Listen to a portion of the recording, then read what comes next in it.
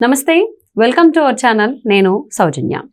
వల్లభనేని వంశీ ఒకానొక టైంలో చంద్రబాబు గారిని అలాగే లోకేష్ గారిని ఏ విధంగా సంబోధించేవాళ్ళో, ఎలాంటి మాటలు యూజ్ చేసేవాళ్ళో వాళ్ళ గురించి మాట్లాడేటప్పుడు మనం విన్నాం.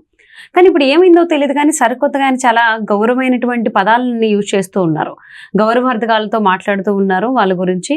మరి ఈ విషయం ఏమన్నా కొడాలి నానికి మైనస్ అవుతోందా? కొడాలి నాని వల్లభనేని వంశీ నన్ను దెబ్బతీయబోతున్నాడు అనేటువంటి ఏమైనా ఫీల్ అవుతున్నారా ఏంటి? మరి అంశానికి సంబంధించి మనతో మాట్లాడడానికి, వారి విశ్లేషణని మనతో పంచుకోవడానికి ఈరోజు మనతో పాటు ఉన్నారు సీనియర్ జర్నలిస్ట్ డాక్టర్ దుర్గా వడ్లమని ఉన్నారు. వారితో మాట్లాడదాం. నమస్తే అండి. నమస్తే.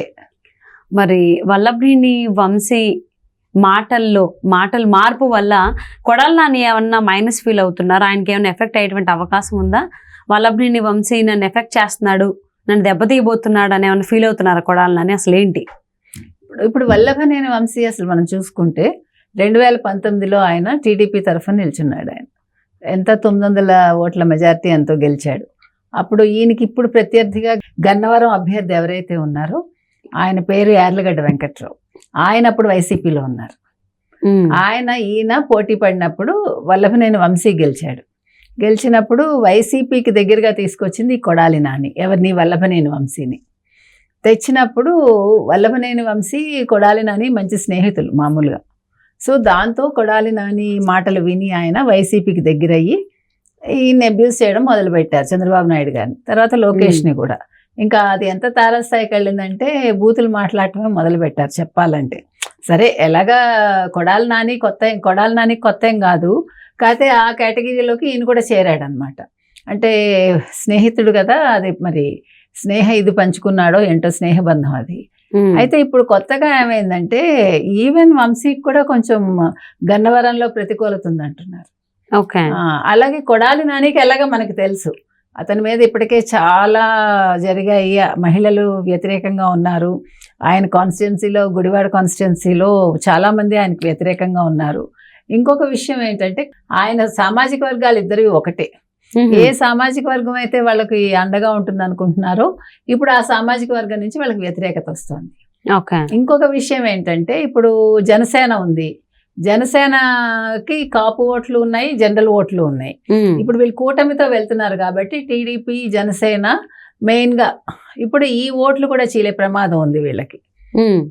వీళ్ళిద్దరికి కలిపి దుబ్బా రామచంద్రరావు అని ఆయన ఇంతకాలం వాళ్ళకి హెల్ప్గా ఉన్నాడు, వాళ్ళకి అండగా ఉన్నాడు. ఈవెన్ వల్లభనేని వంశీకి కూడా. ఇప్పుడు ఆయనని మన షర్మిల గారు కలిసి ఆయన్ని కాంగ్రెస్లోకి ఆహ్వానించారు. సో ఆయన కాంగ్రెస్లోకి వెళ్ళిపోతారా అనే ఒక సందేహం ఉంది.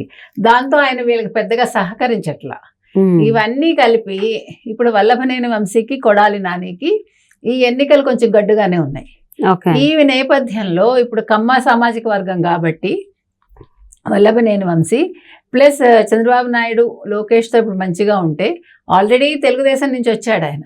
ఇప్పుడు ఒకవేళ ఎన్నికల్లో పొరపాటున గెలిస్తే, ఇప్పుడు జగన్మోహన్ రెడ్డికి ఎలాగా గెలుపు అనేది లేదు అన్నట్టుగానే మనకు తెలుస్తోంది. నిన్న ఎప్పుడైతే తెలుగుదేశం మేనిఫెస్టో బయటకు వచ్చిందో ఇప్పుడు మొత్తం సమీకరణాలు పూర్తిగా మారిపోయాయి. నిన్నటి వరకు కొద్దిగా ఏమైనా ఇది ఉంటే మొన్న ఆయన మేనిఫెస్టోతో పూర్తిగా అంటే సగం పోయాయి. నిన్న తెలుగుదేశం మేనిఫెస్టోతో ఇప్పుడు ప్రజల నాడి మారిపోయింది. ఇంకొకటి భూ యాజమాన్య హక్కు చట్టం ఏదైతే ఉందో దాని మీద ప్రజల్లో విపరీతంగా సందేహాలు ఉన్నాయి.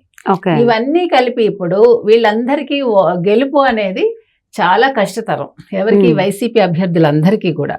అందులో ముఖ్యంగా గన్నవరం అనేది కొంచెం మంచి నియోజకవర్గం. అది గన్నవరం చెప్పుకోదగ్గది, అది ప్రెస్టీజియస్ అన్నమాట. ఇప్పుడు ఈయనకి ప్రెస్టీజ్ ఇష్యూ, ఎవరికి? వల్లభనేని వంశీకి.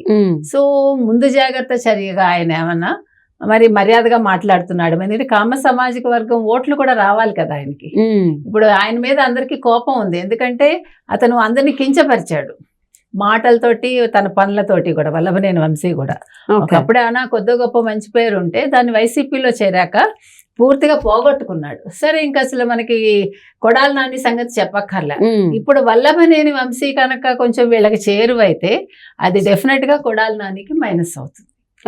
అది ఓట్ల మీద కూడా ప్రభావం చూపిస్తుంది కదా.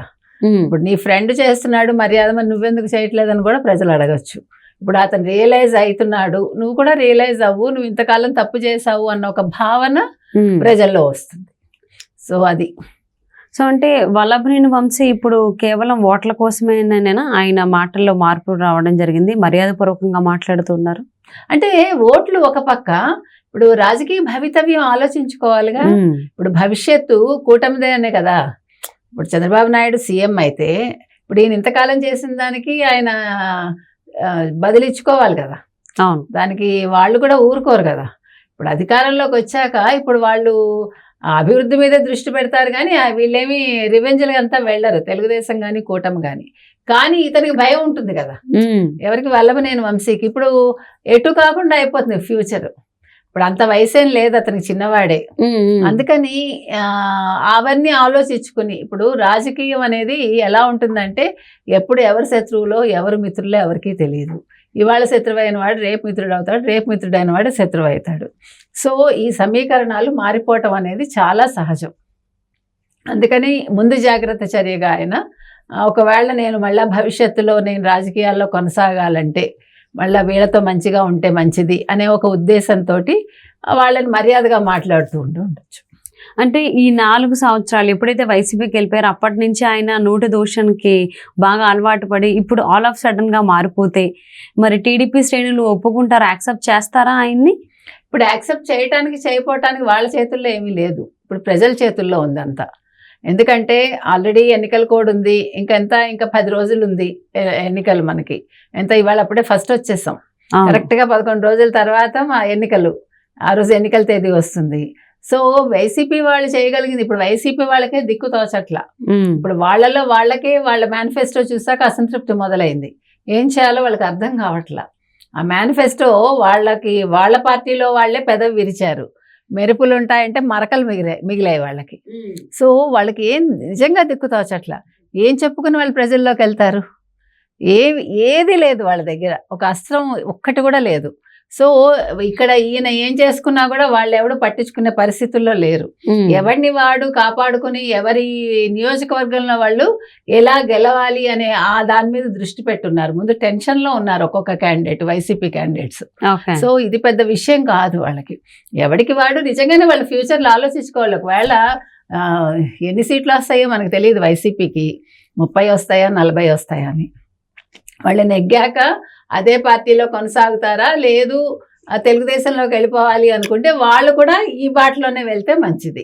ఇప్పటి నుంచే కొంచెం మర్యాద ఇచ్చి చంద్రబాబు నాయుడుకి లోకేష్కి వాళ్ళ భవిష్యత్తు నిర్ణయించుకుంటే బాగుంటుంది.